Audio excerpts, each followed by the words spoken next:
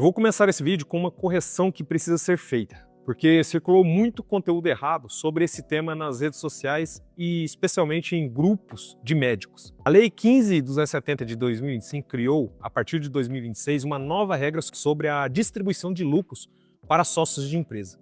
Quando uma empresa distribui mais de 50 mil para o mesmo sócio no mesmo mês, incide-se 10% de imposto de renda sobre o total do valor distribuído naquele mês, não sobre o excedente, sobre o total. Então, um exemplo direto: você distribui 70 mil reais em janeiro. O IRRF de 10% incide sobre os 70 mil, ou seja, 7 mil reais retido na fonte, não apenas sobre os 20 mil que excedeu o limite de 50. Esse detalhe importa muito no planejamento e muita gente não sabe disso. O segundo ponto que precisa ser dito aqui é que a Receita Federal confirmou que essa regra se aplica também a empresas do Simples Nacional.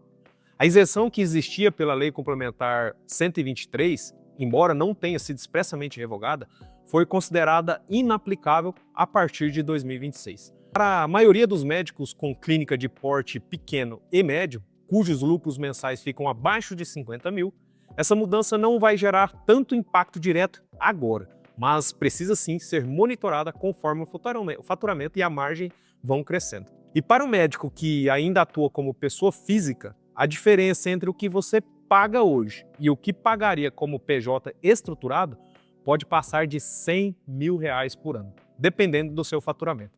Esse cálculo você vai ver aqui hoje, com números reais. Eu sou o Celso Braz, contador aqui da Murbach Contabilidade. E aqui atendemos médicos e profissionais de saúde há mais de 3 décadas. Este é o vídeo mais importante deste canal para médicos em 2026.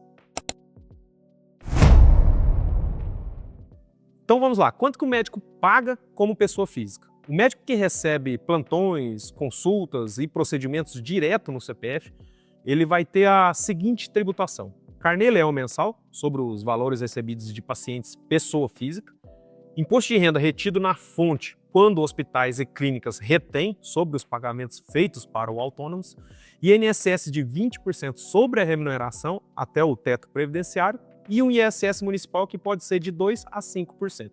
E em 2026, o Receita Saúde é obrigatório para médicos pessoas físicas, desde janeiro de 2025. Cada atendimento gera recibo eletrônico no momento do pagamento. O fisco cruza esses dados com o carnê-leão.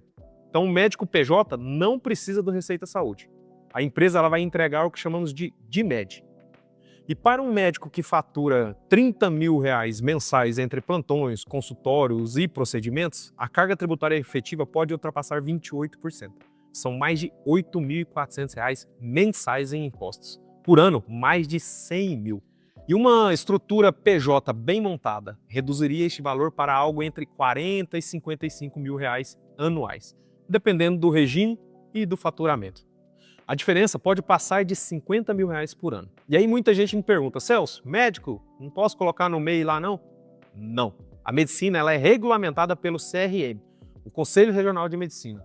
E profissão regulamentada por conselho de classe não pode ser MEI em hipótese alguma. A estrutura correta para um médico individual é a SLU. E para sociedades médicas com mais de um profissional, a limitada. E o CNAE ele vai depender da especialidade e da forma de atuação. O mais comum para a clínica geral e ambulatório é o 8635/04, atividade médica ambulatorial com recurso para a realização de exames complementares. Cirurgiões e especialistas que realizam procedimentos têm CNAEs específicos para a sua área. Escolher o CNAE errado pode comprometer o enquadramento tributário correto.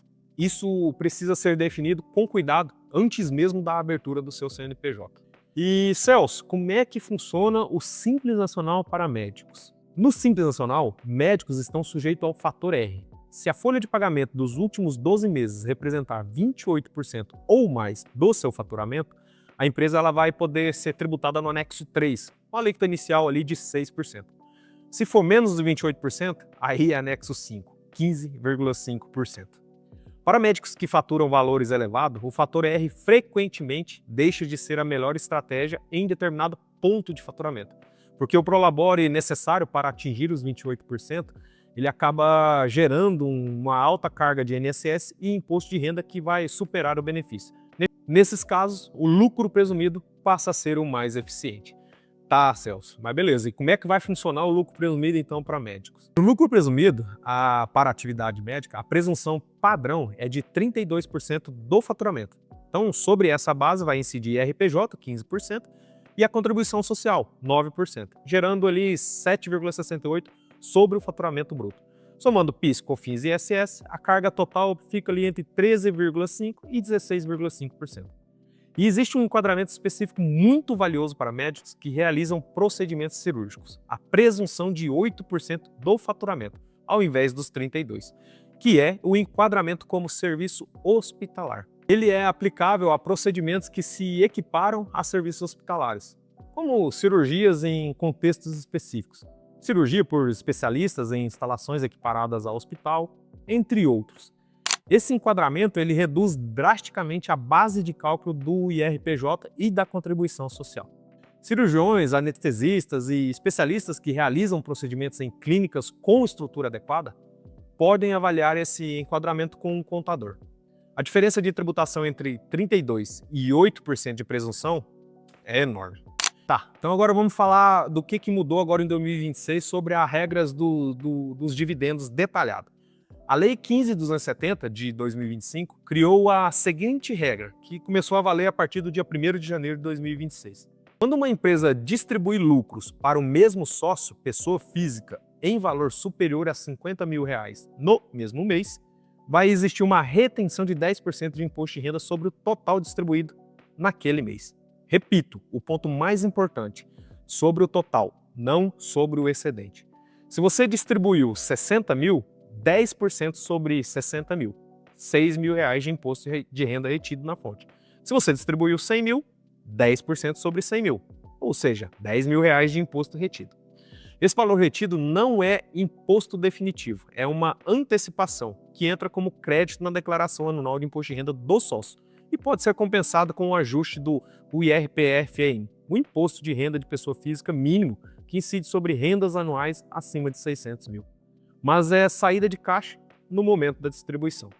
A Receita Federal confirmou que essa regra vale para empresas do Simples Nacional. A isenção da Lei Complementar 123 foi considerada inaplicável. Existe uma regra de transição importantíssima. Lucros apurados até o ano calendário de 2025, cuja distribuição foi formalmente aprovada em ata até 31 de dezembro de 2025, mantém a isenção mesmo que o pagamento ocorra até 2028. Se sua empresa não fez essa ata até o final de 2025, esses lucros acumulados anteriores também seguem a nova regra a partir de 2026. Como que você reorganiza a distribuição agora em 2026? Com a nova regra, existem estratégias para reduzir este impacto.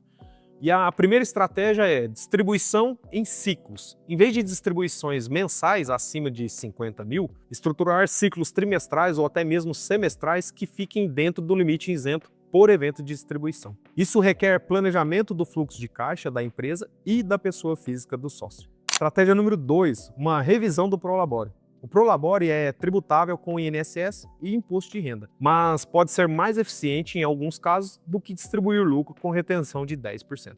A proporção correta entre Prolabore e distribuição depende do faturamento total, da estrutura da empresa e da renda global dos sócios. Estratégia número 3, antecipação de distribuição em 2026 antes do crescimento do faturamento. Para quem ainda está abaixo de R$50 mil mensais do lucro distribuído, organizar a distribuição antes que o crescimento leve ao limite é mais eficiente do que reorganizar depois. Cada caso tem o seu caminho.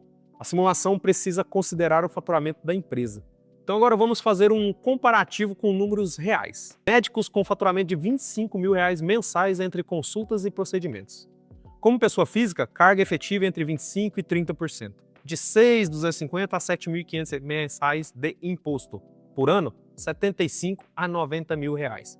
Como PJ no Simples, anexo 3, com o fator R, para faturamento anual de 300 mil, a alíquota efetiva entre 9% e 11%. Das entre 2.250 e 2.750 mensais. Diferença de 3.500 a 4.750 reais por mês. Significa por ano 42 mil e 57 mil a menos de imposto. Então agora vamos ver médicos com faturamento de 60 mil reais mensais entre plantões, consultórios e cirurgias. Como pessoa física, carga acima de 30%, mais de R$18 mil de imposto. Como PJ no lucro presumido, com enquadramento do serviço hospitalar para cirurgias, carga total estimada entre 10% e 13%. Impostos mensais entre R$ 6.000 e R$ 7.800, diferença de mais de R$10 mil por vez. Por ano, R$120 mil a menos de imposto. E como que você pode estruturar a abertura ou revisão da sua empresa? Para quem ainda não tem empresa, etapa 1. Faça uma simulação com os números reais. Faturamento por fonte, município, procedimentos realizados, se há candidatura ao enquadramento como serviço hospitalar ou não. Etapa número 2. Abertura da empresa. Se ela vai ser uma sociedade limitada unipessoal ou se ela vai ser limitada. KNAI correta para a especialidade, registro na junta comercial, CNPJ, inscrição municipal e inscrição no CRM como pessoa jurídica. Etapa número 3, configuração do Prolabore e política de distribuição de lucros, já considerando a nova regra dos 50 mil. Para quem já tem empresa e precisa revisar, vamos lá. Faça um levantamento do histórico de distribuições mensais de 2026 até agora. Verifica se algum mês ultrapassou os 50 mil e se a retenção foi feita corretamente. Faça uma revisão da política de distribuição para os próximos meses. Uma simulação do impacto do IRPFM caso a renda anual ultrapasse os 600 mil. Médico que ainda atua como pessoa física e nunca fez a simulação de quanto pagaria como PJ, essa análise pode mostrar uma diferença de 50 até 120 mil por ano, dependendo do seu faturamento. Isso é real, é legal e é o resultado da estrutura tributária correta. Médico que já tem empresa e distribui lucros, confirme com o contador se a regra dos 50 mil foi aplicada corretamente a partir de janeiro de 2026. Esse ponto ele precisa estar em ordem. E se precisar, o link da Murbach Contabilidade está aqui na descrição. Manda simulação médico e minha equipe vai agendar uma análise para você. Deixe seu like, se inscreva no canal e até o próximo vídeo.